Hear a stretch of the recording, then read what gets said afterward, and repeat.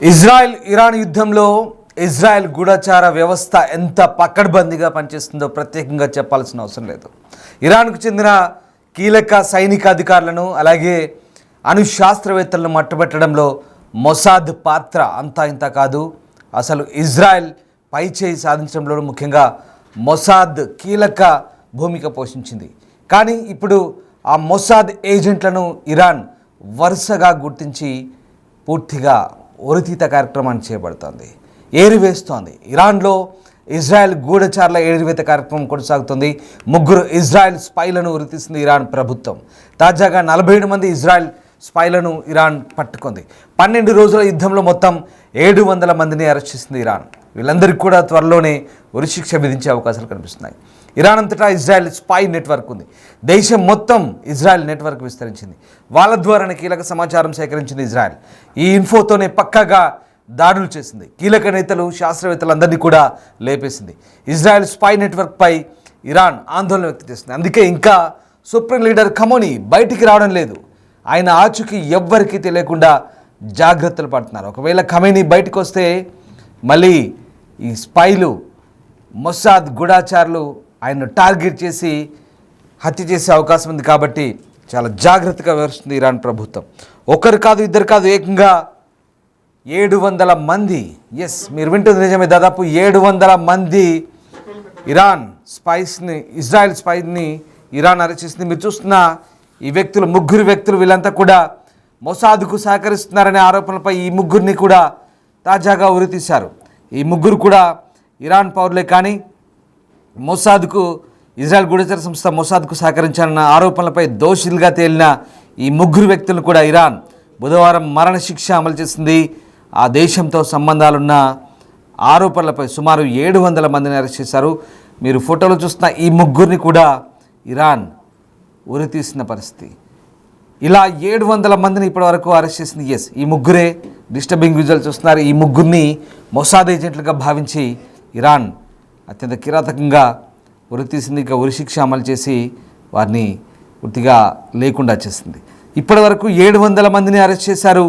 ఆ 700 మందికి కూడా ఇలాంటి శిక్షలే అమలు చేయబోతున్నట్టుగా తెలుస్తుంది. ప్రభుత్వ అనుబంధ నూర్ న్యూస్ దీనికి సంబంధించిన విషయాలను వెల్లడించింది. ఇరాన్ న్యాయ వ్యవస్థకు చెందిన మిజాన్ న్యూస్ ఏజెన్సీ కూడా ఈ 3 ఉరిశిక్ష విషయాన్ని ధృవీకరించిన పరిస్థితి. అమెరికా మధ్యవర్తిత్వంలో ఇజ్రాయెల్ ఇరాన్ మధ్య కాల్పుల విరమణ ఒప్పందం కుదిరిన మరుసటి రోజే ఈ ఘటన చోటు చేసుకుంది. 12 రోజుల పాటు ఇరు దేశాల మధ్య తీవ్ర స్థాయిలో ఘర్షణలు చెలరేగిన తర్వాత అమెరికా జోక్యంతో ఇరుపక్షాలు శాంతి ఒప్పందానికి అంగీకరించాయి. అయితే ఈ ఒప్పందం జరిగి 24 గంటలు కూడా గడవక ముందే మొసాద్ కోసం గూఢచర్యం చేశారన్న ఆరోపణలపై ఈ 3కి మరణశిక్ష విధించడం ఇక్కడ కనబడుతోంది. యూదు దేశంతో సంబంధాలున్నాయన్న నేపథ్యంతో వందల సంఖ్యలో ప్రజలను అరెస్ట్ చేయడం అంతర్జాతీయంగా చర్చనీయాంశమైంది. కాల్పుల విరమణ ఒప్పందం అమల్లోకి వచ్చినప్పటికీ ఇరు దేశాల మధ్య ఉద్రిక్తతలు ఇంకా చల్లారలేదనడానికి ఈ ఘటనలు నిదర్శనంగా కనిపిస్తున్నాయి. సో మొత్తం మీద అమెరికా మధ్యవర్తిత్వంతో కాల్పుల విరమణ కుదిరిన మరుసటి రోజే ఈ 3 గూఢచారులను ఉరితీయడం, గూఢాచార్యం, అనుమానం, గూఢాచారులకు ఆవాసం కల్పిస్తున్నారన్న ఆరోపణలతో దాదాపు 700 మందిని అరెస్ట్ చేశారు. తాజాగా ఈ 3ని ఉరితీశారు. అత్యంత దారుణమైన అంశంగా ఇజ్రాయెల్ పరిగణిస్తుంది. కానీ ఇది ఇరాన్కు మాత్రం దేశద్రోహం కిందే. ఇరాన్ దేశానికి వీళ్ళంతా కూడా ద్రోహం చేశారు కాబట్టి వాళ్ళ దృష్టిలో వీళ్ళు పెద్ద దోషులు. మరణశిక్ష అనేది ఇక్కడ చాలా చిన్న శిక్షగానే వాళ్ళు భావిస్తున్నారు. అంటే ఇంక అంతకు మించిన శిక్ష ఏం లేదు. కానీ మరణశిక్ష వేయడమే వాళ్ళకు సరైందని ఇరాన్ ప్రభుత్వం భావిస్తోంది. ఆ నేపథ్యంలో ఇరాన్ ప్రభుత్వం ఈ 3ని కూడా ఉరితీసినట్టుగా తెలుస్తుంది. 3 వ్యక్తులు కూడా ఇజ్రాయెల్ గూఢచర వ్యవస్థ మొసాద్కు సహకరించారని, ఓ వ్యక్తి హత్యకు ఉపయోగించిన పరికరాలను రవాణా చేశారని, సున్నితమైన సమాచారాన్ని అందించారంటూ ఇరాన్ ఆరోపిస్తుంది. హత్యలు చేయడానికి, దేశంలోకి పరికరాలను దిగుమతి చేయడానికి ప్రయత్నించిన ఇరీస్ అలీ, అలాగే ఆజాద్ షోజై, రసూల్ అహ్మద్ రసూల్, ఈ 3 పేర్లు ఇరీస్ అలీ, ఆజాద్ షోజై, రసూల్ అహ్మద్ రసూల్, ఈ 3 వీళ్ళే. మీరు ప్రస్తుతం స్క్రీన్పై చూస్తున్న ఈ 3 కూడా ప్రస్తుతం ఉరితీయబడ్డారు.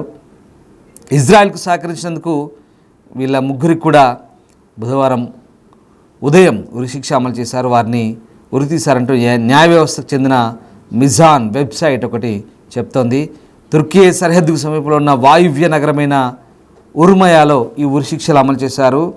అలాగే నీలిరంగు జైలు యూనిఫామ్లో ఉన్న 3 వ్యక్తుల ఫోటోను కూడా కోర్టు పంచుకుంది. ఒకసారి ఆ ఫొటోస్ కూడా వాళ్ళు రిలీజ్ చేసినవి. నీలిరంగు బట్టల్లో ఉన్న 3 చాలా ఆందోళనగా కనిపిస్తున్నారు.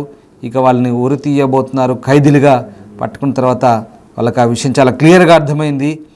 ఆ 3 వ్యక్తులు కూడా